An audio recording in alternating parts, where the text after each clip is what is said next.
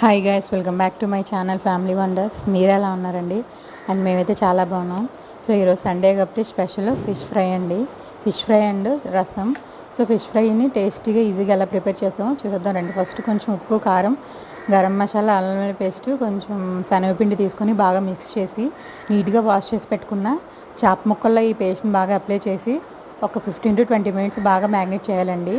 So magnet అయిన తర్వాత pan మీద ఆయిల్ వేసుకొని ముక్కలని వేసుకొని బాగా ఫ్రై చేసి మధ్యలో కొంచెం కరివేపాకు గార్నిష్ చేస్తూ ఫ్రై చేస్తే మన టేస్టీ అయిన ఫిష్ ఫ్రై చాలా టేస్టీగా వస్తుందండి. సో ఇది రసంలోకి కానీ సాంబార్లోకి కానీ చాలా టేస్టీగా ఉంటుంది. సో మీరు కూడా ట్రై చేసి ఎలా ఉందో నా కమెంట్ బాక్స్లో కమెంట్ చేయండి. సో నా వీడియో కనుక మీకు నచ్చినట్టయితే please like, share and subscribe.